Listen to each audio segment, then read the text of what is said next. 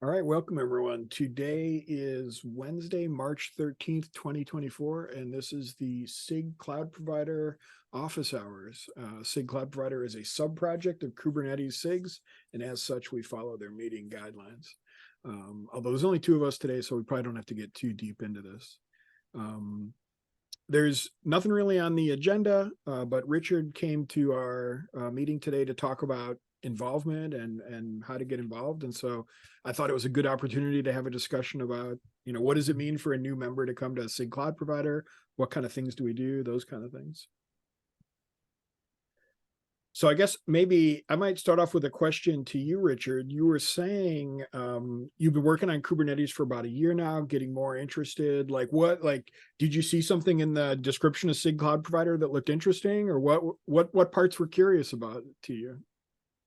Yeah, good question. So, as I mentioned before we started the meeting, the recording, I've been working with Kubernetes or playing around with it, learning it for the past year or so, and wanted to get involved in the community and contribute in a way that I can based on my experience and knowledge. And I came across the special interest groups, and I was just looking through each one and trying to figure out, where I could kind of lean in and be of some type of assistance. So what my background, a little bit about me, is I work as a cloud solution architect.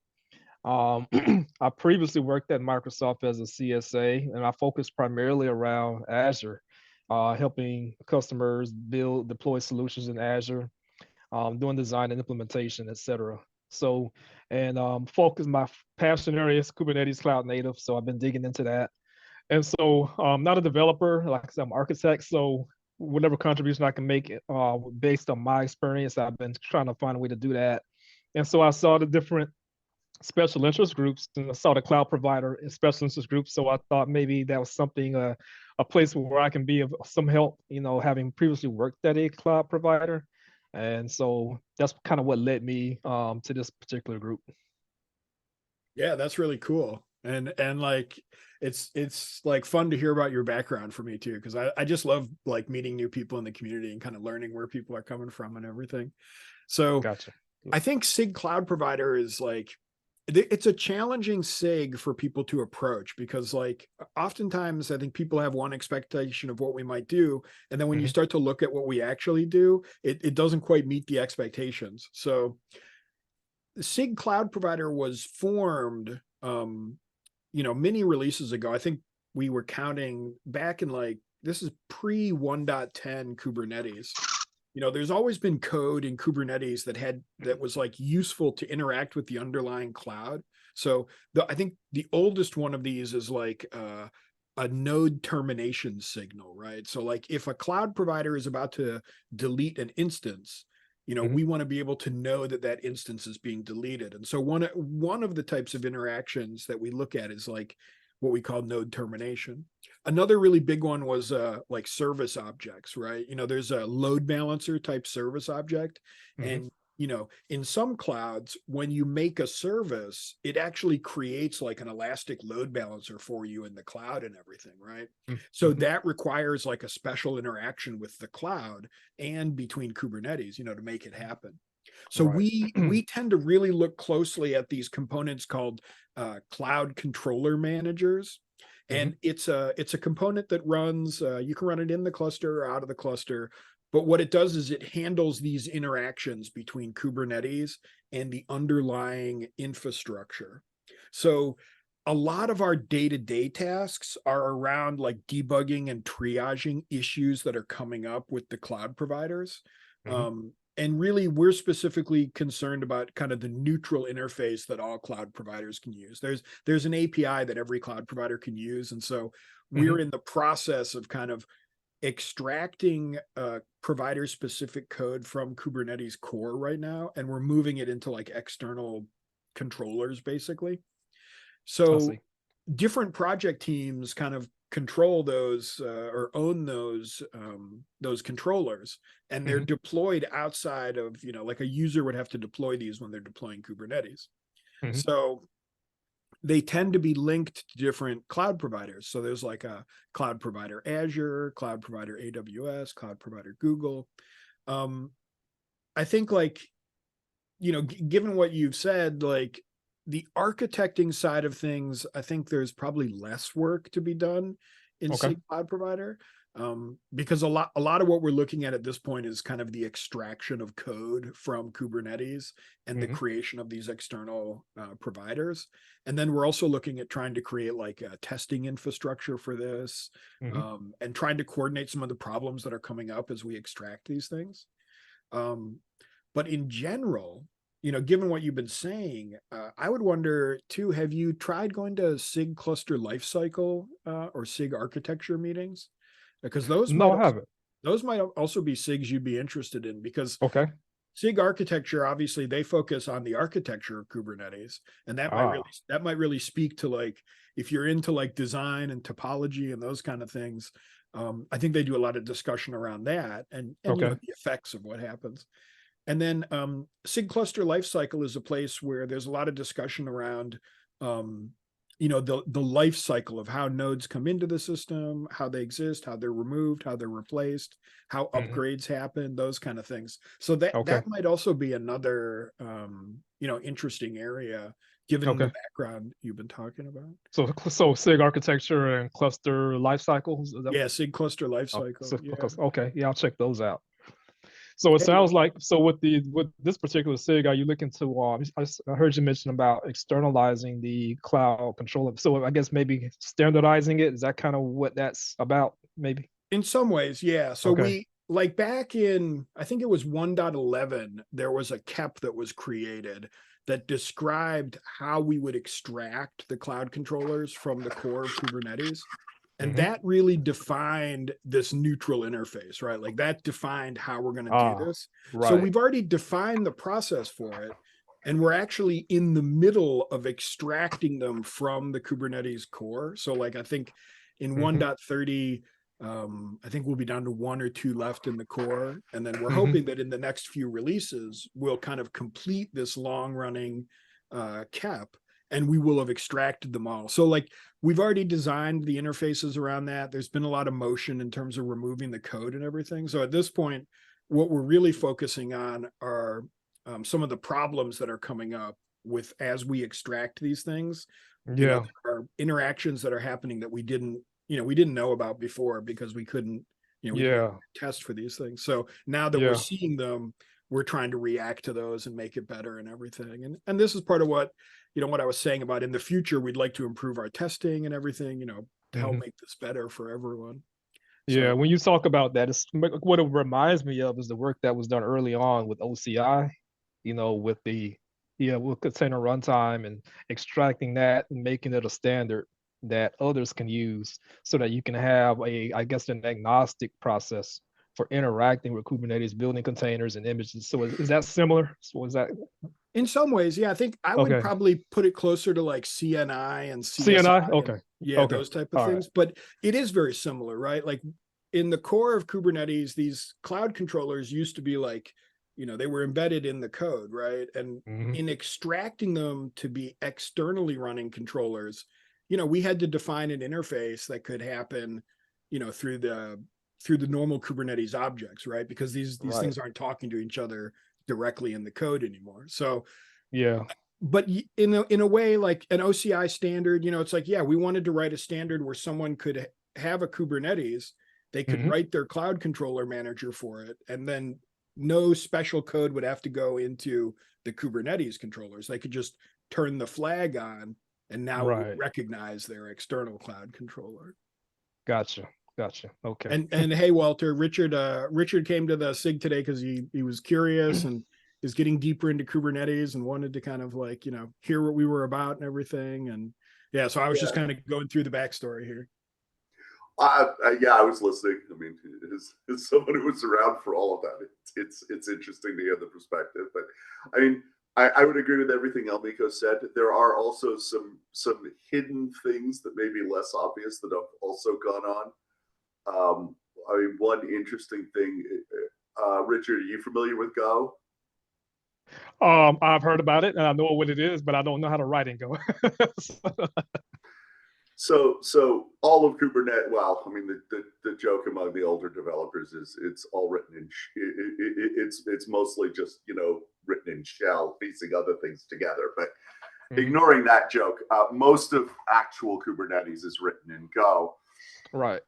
And well, Go has this thing called init. And if at any point in your Go code you declare init, then that init code will get loaded when that module is that code will be run when that module is loaded. As a result of this, it is possible for any one of the providers to accidentally load a cloud provider specific bit of code into a main module or a main one of the binary processes. So there was a point in time many years ago where if you looked in your Kube API server, your Kube controller manager, both of which loaded all of the cloud providers because Go doesn't have dynamic library loading, that you would see little snippets of things going on in the background for each of the cloud providers. So if you were to get onto Amazon, Kubernetes running on Amazon, you would see that it was trying to read out to Azure, which obviously is not something Yeah. any of us want to see happen. So the other thing I will say is Daniel Smith, or Lava Lamp, who's one of the original founding members of Kubernetes and used to be the lead for API Machinery, and I, when we were getting this SIG going, we did a little test where we just compiled all of the binaries without the cloud provider, the underlying cloud provider libraries. And what we discovered for the kubelet, the Kube API server, and the Kube controller manager is that the majority of the size of all three of those binaries is actually just the cloud provider code. So we could cut every one of those cloud executables down by 60 to 70% just by no longer depending on the cloud providers. Gotcha. Which that is a pretty. I mean, it doesn't sound like maybe that much, but I mean it's in. I think for all of them that means it's over a 10 gig savings in memory / space for each of those executables. Which, you know, if you're running on small nodes and there are use cases for that, that's actually a pretty sizable savings.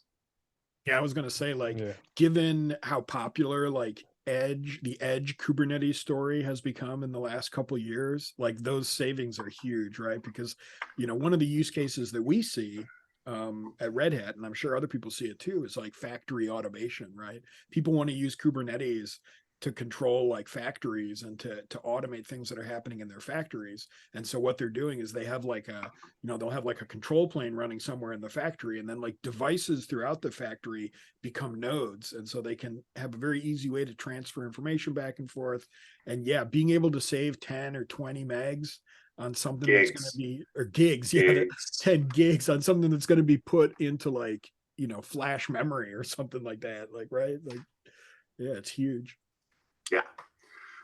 So, I mean, the original thought was, you know, I mean, there are many places where this kicks in. And the other thing is when this first kicked off, the first thing we did was stop the bleeding, right? We're like, hey, you know, we have, there were the evil seven, Google, Amazon, Microsoft, VMware. I should remember the rest. I don't. But they had gotten in on the early days, and so they were allowed to be in what we called it in tree, and everyone else was told, we don't want to make the problem worse, so you're not allowed to be in tree. And so at some level, a lot of what we're doing is trying to re-level the playing field, right? We're trying to say, look, it isn't really fair that some people get to be in tree and some don't. So we need everyone to be out of tree. And we're just trying to get to that point where we've re-leveled the playing field and everyone is out of tree.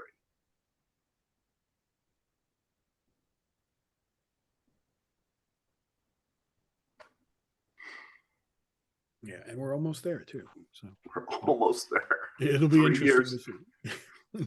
3 years, 4 years, 5 years later. Oh, I've been at this way too long. Right. I was putting together some of the slides for next week, and yeah, it was like I went back and did some of the archaeology, and it was like that cap was created in 2018. So yeah, it's been a few years. I remember you did notice who wrote that original cap, right? No, yeah, totally. Oh, Yes. It was you and Andrew. yeah, I remember writing that cap. So anyway, so Richard, I hope we've answered some of your questions and kind of given you a good feel for what we do here. Yeah, yeah, definitely. Yeah. Yeah. Like I said, I'll check out those other SIGs. Sound like, from your description, they might be a better, because sound like this is more coding, more developer focused. Yeah. At this moment in time, yeah. Yeah. Okay.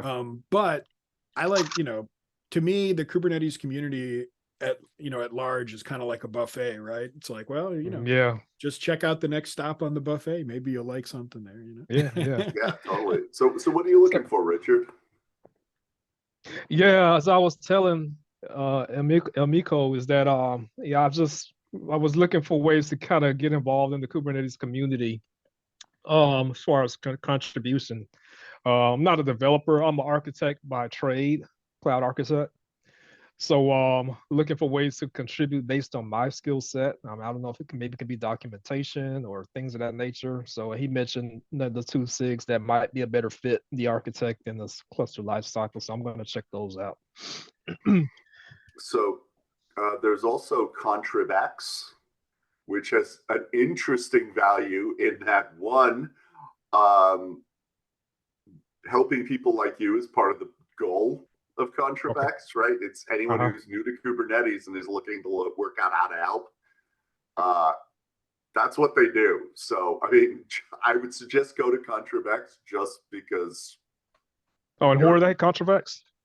Yeah, contributor experience, shortened to ContribX. All right. They are definitely someone. The other thing is we are always short of people for documentation. So I would be very careful about saying you want to do documentation, because we and every other SIG need people to do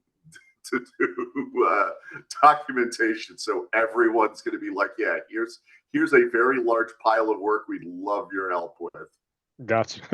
on the upside, though, the documentation folks have a very good queue and workflow put together. So like if you do want to do documentation, it's very easy to plug into their system and start, like Walter's kind of alluding to, you could have work start arriving, Yeah, gotcha. Out of curiosity, so are there certain cloud providers that you don't work with? Like, is there a standard, like to say, all right, this is a cloud provider that we will sort of like develop solutions for, or like, is there a process around that? So there is no one we won't work with, at least no one I'm aware of we won't work with. What I will say is, I mean, there's two things, and they're kind of disjoint. But so the first thing I would say is there are cloud providers like Oracle who we have been trying to convince for years to show up to SIG Cloud Provider, but they really want to go it alone. There are also some cloud providers like Huawei who I wouldn't say want to go it alone, but their working hours and our working hours don't tend to interact very well. And in fact, it's interesting. This meeting is at 9 a.m. Pacific time. It was actually done to try be compromised to see if it would be a little friendlier for the Asia folks. Unfortunately, that didn't seem to work. But I mean, we would like to try to get something a little friendlier for the developers over in Asia, which, I mean, Huawei, Microsoft, a few others. Although Microsoft has people, even though their main cloud provider developers are in China, they make sure that they have folks who show up to the meeting from America, and then we communicate that way. The other thing I will say is there is an initiative for being, what's the term, Almiko? Kubernetes approved, Kubernetes certified. That's it. Yeah, certified. Yeah.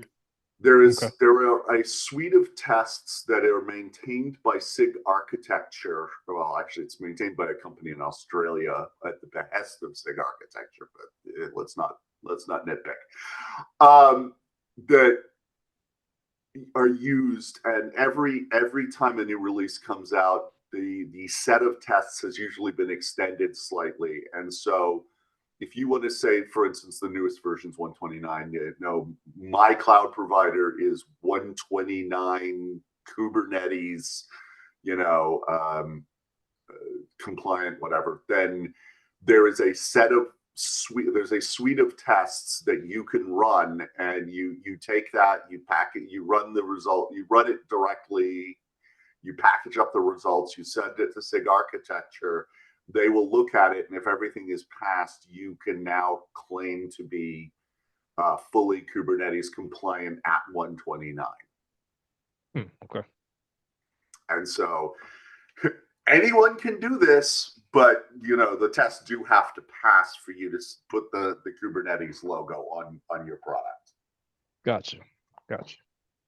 And I think it's, just to go back to the previous point and then kind of tie it to this one, like we haven't come across a cloud provider yet that we won't work with, but at the same time, the SIG does not own creating new cloud providers for like if users show up and they're like, hey, we want a mom and pop cloud, controller, can you make it for us? We would be like, well, we can help, we can show you what the materials are to make it, but really people, users who are interested in that should form the community that want to build those things. And oftentimes, we see like Walter was kind of mentioning, like, those communities are filled with many people from the companies who have a vested interest in creating the providers, but it doesn't have to work that way. Sometimes, you'll see community produced, like in the case of OpenStack, like there's no company behind OpenStack. Right. It's also interesting. I mean, it'll work better for the larger companies, but I work at Google. The engineer I work with the most at Google is actually was the primary contributor for creating the Amazon cloud provider. He has never worked for Amazon. Wow, interesting. So, so a lot of it depends on what the community is interested in, what they're trying to drive. And the conformance test that kind of Walter's talking about, and this goes into like the testing thing that I was talking about earlier. Right now, the conformance tests we have, it's like if you run those on your cluster and they pass, yes, your cluster is Kubernetes, right? That's what we've confirmed. The experience users will have is a consistent Kubernetes experience, but that doesn't mean that the cloud controllers are operating the way we expect them to. It just means that whatever's happening in Kubernetes land is working the way you expect. And so this is where the difficulty comes in. And one of the things we want to do is help to create a testing framework that would allow the cloud providers to get that deeper layer of testing so that we could, we could build something better for the community. So people could have more kind of like faith in how strong these things are and how well they're being tested and everything. Yeah. So it sounds like then it'll be encouraged to have, for the various cloud providers, to have somebody in this particular group, like be present, be involved in some. Yep. Yeah. The other thing that I think was kind of a surprise to me when I started on Kubernetes, and I think it's been a surprise to a lot of people, is a lot of what Kubernetes is about lifecycle management, and it's lifecycle management of the workload. The thing that's surprising then is while we do lifecycle management of the workload, what we don't actually do is what I would call lifecycle management of the cluster, right? So there is no API inside of Kubernetes to add a node.